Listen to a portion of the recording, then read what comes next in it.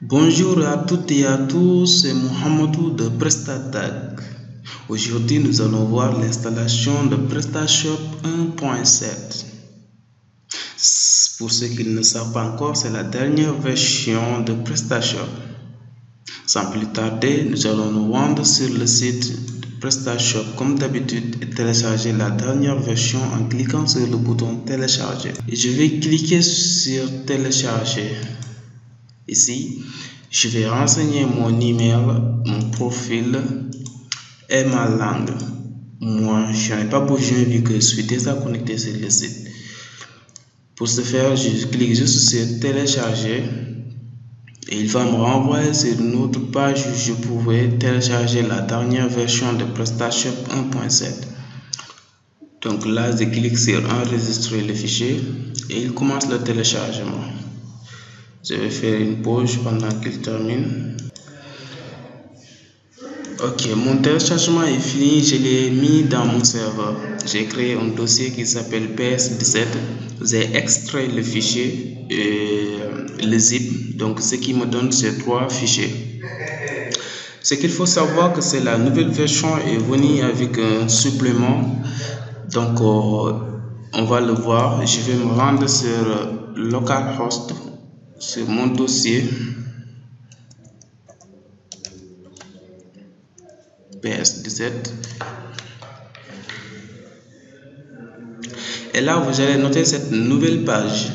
Elle permet d'extraire le fichier zip qui se trouve à côté des deux fichiers HTML.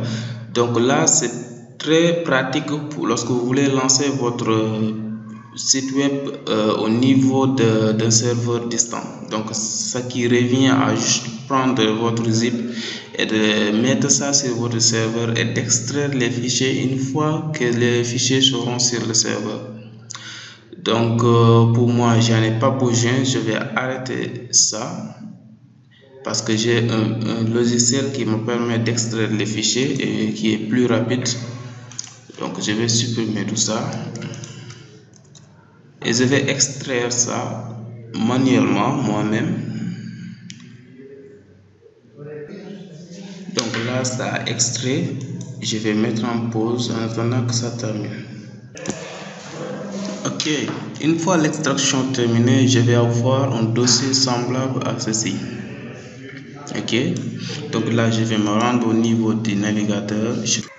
Voilà, donc c'est la version 1.7. Je clique sur Next.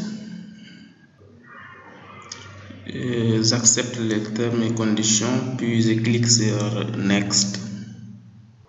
Donc là, vous arrivez à l'étape de vérification de la compatibilité avec votre système. Donc dans mon cas, tout est ok. Donc PrestaShop 1.7 est compatible avec mon système. Mais si tel n'est pas le cas, vous allez avoir ici des erreurs qui vont vous indiquer les problèmes à résoudre. Donc PrestaShop 1.7 est un peu plus strict sur la compatibilité avec les systèmes. Donc veillez à respecter à corriger toutes les erreurs qui vous affichent pour pouvoir passer à l'étape suivante. Donc là on clique sur Next. Et j'arrive dans cette page où je dois indiquer le nom de ma boutique. Je vais mettre Tito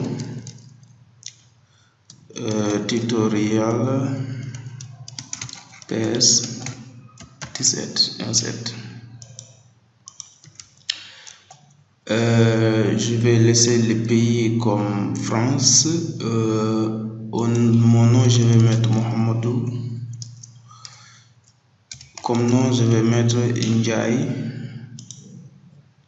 Et là je vais mettre l'adresse email admin@prestadag.com, mot de passe. Je ne vais pas vous révéler mon mot de passe. Je déconne, ouais. Ok, là je clique sur Next. Donc là on est sur la troisième étape. Et là je vais indiquer le nom de la base de données. Donc là rassurez-vous que ça soit le nom de votre serveur. Dans localhost c'est 127.0.0.1. Mais si c'est un serveur en ligne, rassurez-vous aussi que ça pointe sur l'URL de votre serveur. l'adresse IP. Là, je vais mettre le nom de ma page de données. Je vais mettre PrestaShop 17. Je vais mettre ici underscore. Là, c'est le database login, le username de la database, le password de la database. Dans mon cas, il n'y a pas de password et je laisse les préfixes sur PS. Vous pouvez aussi changer les préfixes si vous voulez améliorer un peu la sécurité. Je peux mettre par exemple LO. Et là, je vais tester la database connection.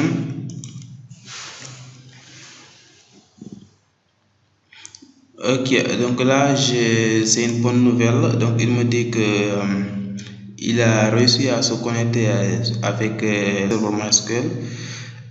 Mais il n'arrive pas à trouver cette base de données qui est PrestaShop 1.7. Donc on va essayer donc de créer cette base de données. Ok, la base de données a été créée ainsi. On va cliquer sur Next pour passer. Dans mon cas, je vais faire pause et revenir après l'installation.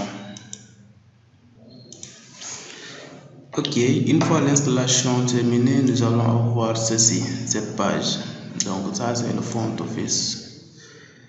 Donc avant d'accéder au back office, nous allons procéder à quelques modifications. On va se rendre dans notre serveur, là où on a installé PrestaShop, et on va renommer le fichier admin en admin 1, 2, 3. Vous pouvez mettre tout ce que vous voulez, hein, mais ne laissez pas le fichier admin par défaut. Il faut le modifier et mettre autre chose. Ensuite, nous allons supprimer le dossier install. Donc, c'est un prérequis à faire, mais donc là, je le supprime. C'est bon, mais là, je vais essayer d'accéder au back office.